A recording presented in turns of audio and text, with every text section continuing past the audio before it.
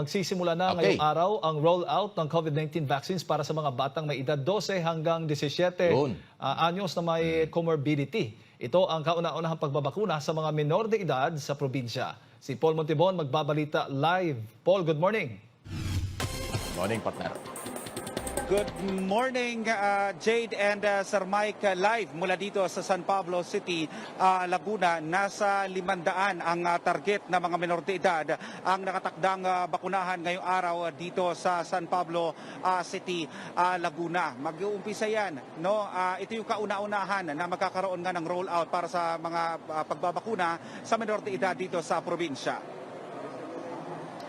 Nasa 500 na mga menor de edad ang nakatakdang bakunahan ngayong araw dito sa San Pablo City sa Laguna. Pangunahan mismo ni Health Secretary Francisco Duque III ang aktibidad kasabay ng paalala sa mga kabataan, lalo na sa mga magulang na himukin ang kanilang mga anak na magpabakuna upang maiwasan ang mabilis na hawaan ng COVID-19 sa kanilang mga lugar.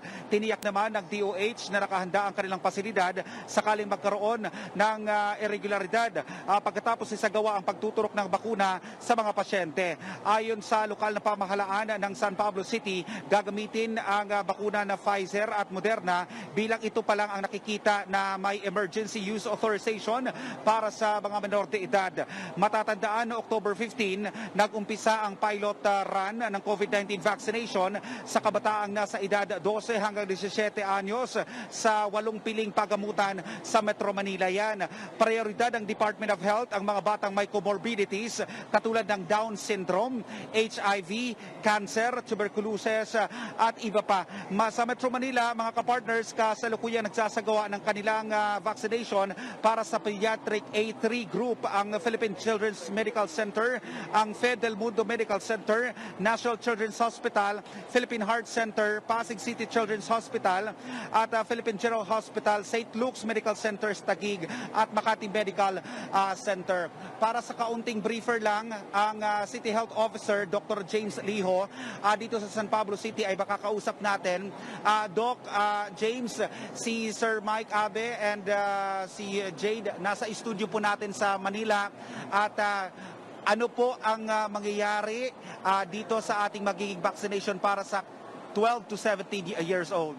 Opo, ngayon po, ito po ang first na rollout ng vaccination program para sa pediatric 12 to 17 comorbids. Nandito po lahat ng mga nag-observe. Kasama po namin ng San Pablo Medical Society at mga private doctors para makiisa at mag-volunteer dito sa ating vaccination program. So, ngayon po, magbabakuna po tayo ng approximately mga 500 na pediatric 12 to 17 comorbid.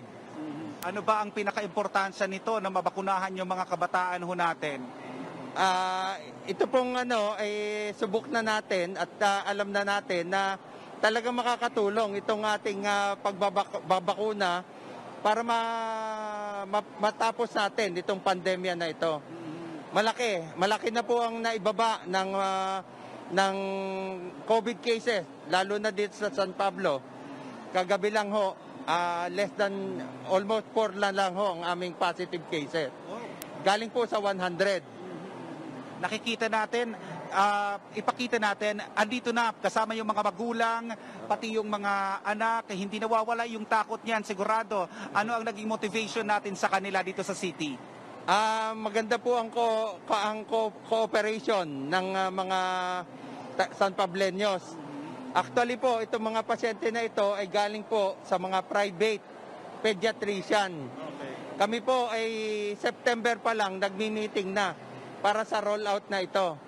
Kasama din po natin ngayon ng DepEd.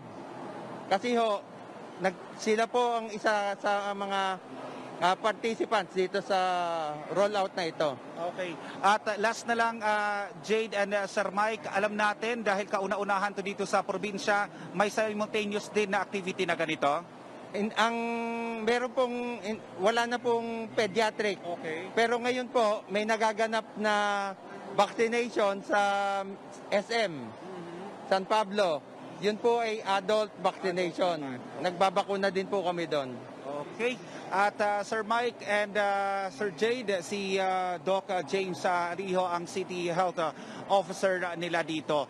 Mababa kasi yung hesitation rate ng mga kabataan kumpara sa mga matatanda na gusto o ayaw magpabakuna laban sa COVID-19. Ayan, Mike. Okay, Paul, pahabol ko lang. Paul, pakita ng mga kay Doc. Pangkalahatan, more or less, ilan yung mga kabataan na nasa 12 hanggang 17 years old ang dapat ibakuna sa buong syudad, buong city ng San Pablo? Hindi lang yung nandyan, 500 yan. Yung mga more or less kabataan na nandyan dyan, na, ibig sabihin, mga kabataan dapat ay mabakuna sa darating na mga araw. More or less.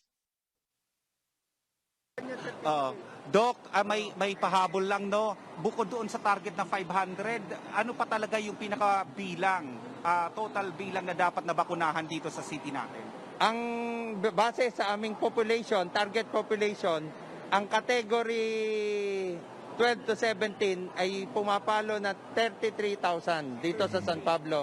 Subalit, dito sa San Pablo, kami po ay nasa sentro ng municipality, like third district. Kaya kami po ay tumutulong doon sa mga maliliit na munisipyo. Inaalaw namin sila magpabakuna dito. At kami din, pumupunta kami sa kanila. At tatargetin natin na makuha yung 33,000 na yan. In siguro mga 2 weeks to 1 month. Kaya ho namin yan. Okay, galing. 2 weeks to 1 month, Sir Mike. Ayan. Okay, thank you, Doc. Thank you, Paul. Ang ganda ng balitang yan. Thank you, thank you. Maraming salamat, Paul Montibon, sa iyong balita live. Ayan, magandang balita yan. Sipin na, mo, Mike. isang city lang yung partner. Na-establish natin, 33,000 kabataan lang yun, ha? Ganun karaming tao talaga. Tatapusin. Isipin mo. Kaya importante kasi yan, eh. Kasi kailangan naman lumabas yung kanyang mga figures, bawat city, bawat municipality, para may idea, pangkalahatan ng national government, ilang milyon, gaano karami yung nasa below 18 years old na kailangan maturukan, mabakuna. So marami-rami ito, nationwide partner, million talaga ito. At target nila, Mike, na tapusin yan within 2 weeks o isang buwan lang. Oo, ay sa tapusin San yung Pablo City. 33,000 na yan na mga edad, mga bata na may edad 12 hanggang 17 taong gulang. 17. Yes, oh. Maganda yan. Magandang pangitain yan. Umpisa pa lang, ha? Ayan, ang daming tao. Ibig sabihin yung coordination ng mga parents, ng mga bata, intact na intact. At magandang pangitain ito. Sa susunod, sana sa lahat ng mga lugar ganyan para mabigyan sila ng proteksyon. At ang maganda dyan, partner Mike, aside doon sa bakunahan dyan sa mga bata, may iba ding separate vaccination din para sa Senior, mga senior. Doon naman sa isang mall doon sa San Tuloy-tuloy pa rin. Pablo. So Correct. talagang tuloy-tuloy. At maganda yan, na sabay-sabay na ginagawa. Kasi nga, marami na tayong bakuna. Umaabot na nga sa 100 milyon bakuna, Mike. At kailangan... alam mo sa totoo lang, partner, yung mga local executive, kung talagang magtatrabaho sila, ito yung magandang regalo nila sa kanilang mga mamamayan. O yung bakuna. Kasi ito, proteksyon sa buhay nila eh. Bigyan mo na sila ng proteksyon na ipakita mo pang ikaw ay magaling na mayor o governor. Pangalawa, pagka ikaw ay nangampanya pagdating ng eleksyon, baka hindi ka makalimutan, bakunahan mo di ba? So ito yung daan para kayo lalong mapalapit sa tao. Ewan ko lang, binibigyan kayo ng idea. Pero kung talagang tamad kayo mga local official, wala kami magagawa. Pero kung gagawin nyo ito, napakaganda ho nitong inyong regalong ito para sa Pasko at maganda rin ho itong pangitain para kayo huwag makalimutan sa eleksyon sa Mayo. Kaya gawin na ninyo. Pero walang kulay politika. Ang sinasabi ko lang, mauna muna yung tulong, saka na lang yung kampanya. Pag nabigyan mo, nabakuna mo ang lahat ng mamamayan, bata ang matanda sa lugar mo, hindi ka makakalimutan ng mga yan kasi buhay nila binigay mong proteksyon eh. Yes. Paano ka makakalimutan ng mga yan? Pero kung yung mga local official, iba ang pinagkakabalahan, ay sorry na lang. Talagang makakalimutan kayo sa eleksyon. Subscribe to SMNI News Channel and turn on notification button for more news updates.